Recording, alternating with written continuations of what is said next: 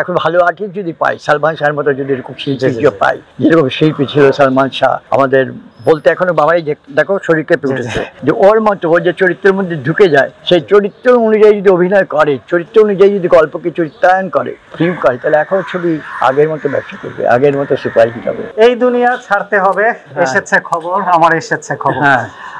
এই গানের দৃশ্যায়ন সিনেমা হলে দেখে আসলে মানে দর্শকের চোখ ভেজে ওঠেনি, এমন দর্শক খুঁজে পাওয়া খুবই কঠিন। এবং এই চলচ্চিত্রের যিনি নির্মাতা, আমাদের সবার প্রিয় সত্যের মৃত্যু নেই এই চলচ্চিত্রের নির্মাতা আমাদের ছোটকু আহমেদ স্যার কিন্তু আমাদের সাথে রয়েছেন। এবং স্যার চলেন আমরা হাত করতে একটু কথা বলি। কেমন আছেন স্যার? ভালো। এই বয়সে এই সময় যেরকম থাকা দরকার আল্লাহর রহমতে সেরকম আছি, ও এখনো তোমাদের দোয়ায় কাজ করে যাচ্ছে। অবশ্যই স্যার, আমরা যারা স্যার 80-90 দশকের ছেলে মেয়ে যারা আছে, আমাদের কাছে স্যার সালমান শাহ যেমন একটা আবেগের জায়গায়, সালমান শাহকে নিয়ে যারা কাজ করেছেন তাদের প্রতি ভালোবাসার সম্মানটা অন্যরকম। অবশ্যই, আর তোমাদের জন্যই তো আমরা সালমান শাহ বেঁচে আছে, আমরাও বেঁচে আছি। এবং আপনার সাথে আছে কথা বলছি, আমি হয়তো অনেকটা আবেগপ্রবণ হয়ে যেতে পারি, কারণ আমি নিজেও একজন ভক্ত এবং সত্যের মৃত্যু নেই চলচ্চিত্রটি আমি অসংখ্যবার নিজেও ব্যক্তিগতভাবে দেখেছি। তো স্যার এমনিতে এখন দিনকাল কেমন যাচ্ছে স্যার? এখন সত্যি কথা বলতে কি, এখন পরিবেশটা আস্তে আস্তে উন্নতির দিকে যাচ্ছে। আগে মাঝখানে একটু ঝিরিয়ে পড়েছিলাম, ছবি টবিগুলি কম চলছিল, ছবির গল্প ভালো হচ্ছিল না, ছবির মেকিং ভালো হচ্ছিল না, ছবির বাজেট ছিল না। এখন মোটামুটি সবগুলো আবার ভালো ফিরে আসছে আগের মতো, সব সিনেমা হলও বাড়তেছে, ছবিও মেকিংও ভালো হচ্ছে, ছবির গল্প এখন ভালো হচ্ছে, একটা টান টান উত্তেজনা থাকে। এই ডিজাইনিং কতগুলো ভালো ভালো ছবি আসলো, ভালো ভালো চললো। তো আমরা এখন আশাপ্রদ, এখন ভালো আর্টিস্ট যদি পাই, সালমান শাহের মতো যদি এরকম শিল্পী পাই, যেরকম শিল্পী ছিল সালমান শাহ আমাদের, বলতে এখনো বাবাই দেখো শরীরকে উঠেছে যে ওর মতো ও যে চরিত্রের মধ্যে ঢুকে যায়, সেই চরিত্র অনুযায়ী যদি অভিনয় করে, চরিত্র অনুযায়ী যদি গল্পকে চরিত্রায়ন করে, ফিল্ম করে, তাহলে এখন ছবি আগের মতো ব্যবসা করবে, আগের মতো সুপারহিট হবে ইনশাআল্লাহ। স্যার স্যার আমরা সরাসরি সালমান শাহর কথায় চলে যাই। সালমান শাহর আসলে ইন্ট্রোডাকশন আর আমরা কি দেব, আসলে 90-এর দশককে কিন্তু আসলে চলচ্চিত্র, বাংলা চলচ্চিত্রের স্বর্ণালী যুগ বলা হয়, এবং সেই যুগের আপনি একজন কারিগর। এবং বাংলাদেশের সফলতম 10টি চলচ্চিত্রের নাম বলে, ব্যবসার সফল 10টি চলচ্চিত্রের নামও যদি আমরা বলি, সেখানেও যেমন সত্যের মৃত্যু নেই রয়েছে।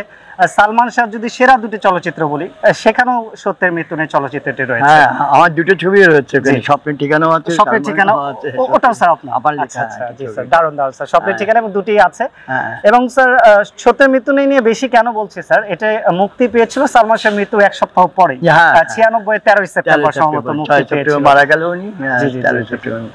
তো এই সত্যের মৃত্যু নেই করার সময় আপনি যৌথভাবে লিখেছেন আমি যতটুকু জানি, রচনা করেছেন। সো লেখার সময় কি স্যার সালমান শাহ চরিত্রটা মাথায় ভেবেই, সালমান শাহকে ভেবেই লেখা হয়েছে? না না না না, গল্পটাকে দাঁড়া করানো হয়েছে, গল্পটা সুন্দর করে তৈরি করার পরে আমরা চিন্তা করলাম এই ক্যারেক্টারটা সালমান শাহ করলে ভালো হবে। আমরা সবসময় আগে গল্প তৈরি করি, গল্পকে আগে প্রেফারেন্স দিই, যে গল্পটা তারপর আমরা চরিত্র করি। যেমন সালমান শাহ চরিত্রের জন্য শাবানাকে আমরা মা হিসাবে খুব জোরপূর্বক নিয়েছি। শাবানার মা করার ইচ্ছে ছিল না, আলমগীরের বাবা করার ইচ্ছে ছিল না, শাবানা আলমগীরকে আমরা অনেক জোরপূর্বক নিয়েছি, কারণ চরিত্রটাকে ফুটাতে হলে তাদের ছাড়া উপায় নেই। এবং সালমান শাহর বাবা মা যে কোনো লোক নিলেই হবে না। সালমান শাহ তখন দর্শকের কাছে প্রচুর পপুলার এবং ভালো অভিনয় করছে, দেখতে সুন্দর, তারুণ্যের উদ্দীপ্ত ছেলে একটা, তো তার জন্য সেরকম একটা বাবা মা লাগবে। বাবা মা করবে না তারা, তারপর অনেক বলে করে তাদের করেছি। গল্পকে বাঁচাবার জন্য আমরা শিল্পী তৈরি করি, শিল্পী নিয়ে আসি, এবং সেই শিল্পী গল্পের চরিত্রকে পরিস্ফুটিত করতে পারবে সুন্দরভাবে, তার জন্যই আমরা সালমান শাহকে নিয়েছি, এবং সালমান শাহ ফাটিয়ে দিয়েছে। অসাধারণ অসাধারণ স্যার। এবং সেই চলচ্চিত্রে স্যার প্রতিটা চরিত্র, যেমন শাবানা ম্যামের কথা বললেন, আলমগীর স্যারের কথা বললেন, আবার সালমান একটা দুটো ছেলে ছিল, সালমানের ভাইয়ের পাঠ করেছে, ও ভালো করেছে, একদম নতুন, ও ভালো পাঠ করেছে।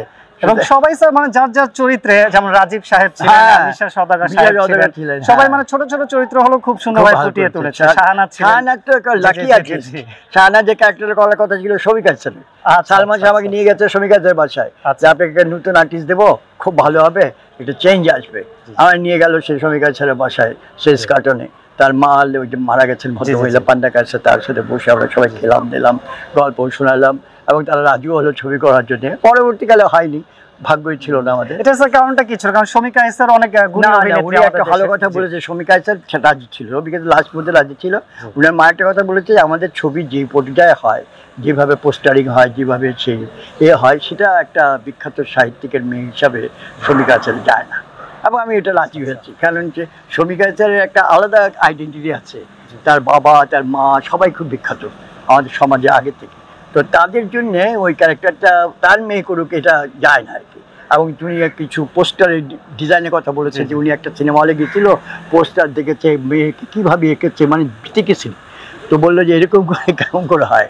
তা আমি বললাম ঠিক আছে তাহলে, কারণ আপনাদের তো ছবি হয় কমার্শিয়াল ছবি, আমরা করি মাস মিডিয়ার জন্য ছবি, ব্যাস পাবলিক গণি জরিপ মানে সবার জন্য সমাজে।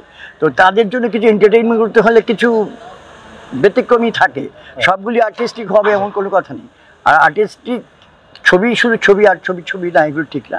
সুতরাং এটা আমরা ওনাকে বলি, ওনাকে লাস্টে আমরা শাহনাজকে গেছি এবং শাহনাজকেও সালমান শাহ নিয়ে গেছে, সালমান শাহের কাছে শাহনাজও নিয়ে গেছে এবং বলছে যে সালমান শাহ খুব একটা মানে এ আর্টিস্ট। হ্যাঁ, সালমান শাহ যখনও বলেছে সালের কথা, শাহনাজের কথা বলে, শাহনাজের কোনো ছবি মানে শাহনাজ একটা নাট্যকার হিসাবে সমাজে তখন খুব পরিচিত, মানে ও শিল্পী হিসাবে খুব ভাগ্যবান, মানে যে ছবি করে সেই ছবি চলে।